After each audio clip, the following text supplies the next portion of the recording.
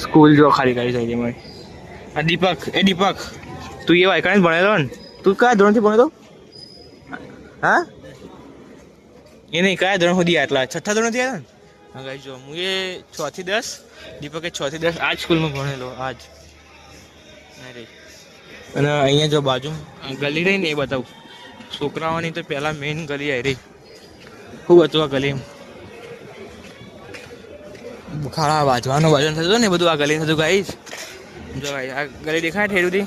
આ ગલી છોકરાઓના સાયકલ પાર્કિંગ વહીથી લઈને આમ ઠેઠ પાછળ છે ને બધી પાર્કિંગ. એટલે પાર્કિંગ સાયકલ વહીથી ચાલુ થતું મૂકવાનું.